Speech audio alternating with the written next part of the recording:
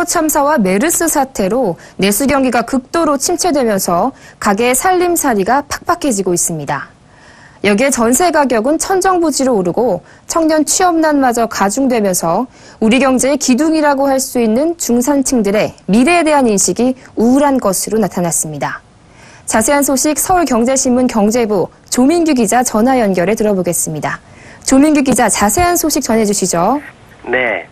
서울경제신문이 창간 55주년을 맞아 지난달 27일부터 지난 5일까지 현대경제연구원과 함께 총 810명을 대상으로 설문조사를 했는데요. 결과를 먼저 말씀드리면 우리 사회를 보는 국민의 인식이 심각한 수준입니다. 우선 응답자 중 81%가 개인이 열심히 노력해도 계층 상승이 어렵다고 답했습니다. 문제는 젊은 세대일수록 계층 상승 가능성을 낮게 본다는 점입니다. 30대 응답자 중 계층 상승이 어렵다고 본 사람은 86.5%를 차지했고 40대도 81.8%로 평균치를 웃돌았습니다. 반면 50대는 77.1%, 60대는 69.9%를 나타냈습니다. 네, 열심히 노력해도 삶이 나아지지 않을 것이다 라고 인식하는 사람이 80%를 넘는다니 심히 우려스럽습니다. 이렇게 계층 상승 가능성을 낮추는 이유 무엇이 있습니까? 네, 우리 국민들은 계층 상승을 어렵게 하는 첫 번째 요인으로 부와 가난이 대물림되는 점을 꼽았습니다. 우리나라는 부의 대물림, 가난의 대물림이 어떤 수준이라고 생각하십니까? 라는 질문에 전체 응답자의 31.3%가 매우 심각하다고 답했고 심각한 편이라는 응답도 59.6%에 달했습니다. 10명 중 9명 이상이 부모의 경제력에 따라 자녀의 삶이 결정된다고 생각한다는 얘기입니다. 부의 대물림에 대한 부정적 인식 역시 30대에서 특히 강했습니다. 30대 응답자의 94.2%가 부와 가난의 대물림이 심각하다고 응답한 반면 50대와 60대의 경우 각각 89.8%, 90.4%로 평균보다 낮았습니다. 네, 보통 계층 상승의 사다리로 교육을 꼽습니다. 교육에 대한 인식은 어땠습니까? 교육에 대해서도 부정적인 인식이 강했습니다. 사교육 시장이 커지면서 소득 불평등이 교육 기회의 불평등으로 이어지고 있기 때문입니다. 공부를 통한 계층 상승 기회가 공평하다고 생각하십니까? 라는 질문에 대해 응답자의 66.8%가 공평하지 않다고 답했습니다.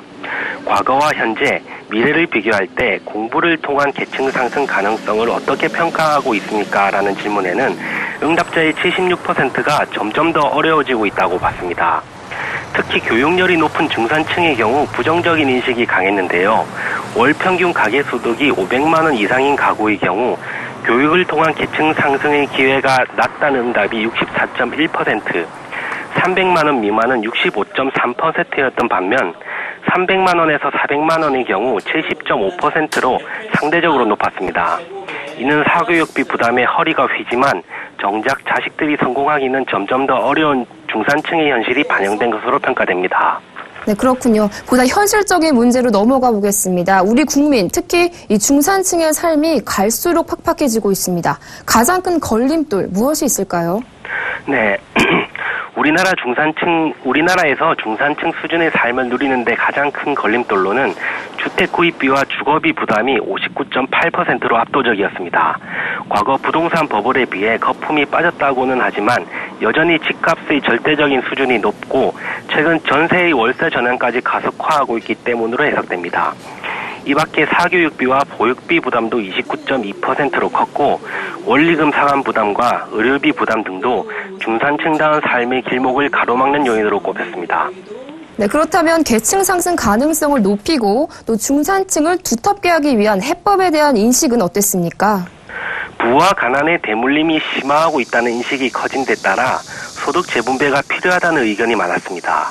계층 상승을 위해 바람직한 정책으로는 고소득층의 세금을 늘려 중산층과 서민의 복지를 확대해야 한다는 응답이 46.7%로 가장 많았습니다. 이 밖에 일자리 창출을 통한 소득 증대가 33%로 뒤를 이었고 사교육비와 주거비, 의료비 등 지출 부담 완화가 20.3%를 나타냈습니다. 네, 우리나라는 물론 이 미국 대선 후보들도 중산층의 이 중요성에 대해서 강조하고 있습니다. 소위 한나라의 허리다라는 등 이 중산층을 표현하는 용어도 다양한데요.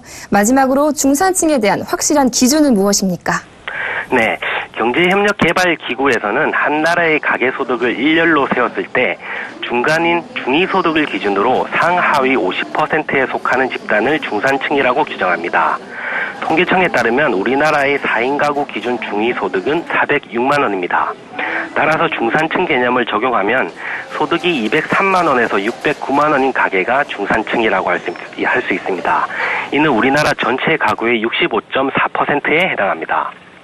네, 오늘 말씀 잘 들었습니다. 지금까지 서울경제신문 경제부 조민규 기자와 함께했습니다. 고맙습니다. 고맙습니다.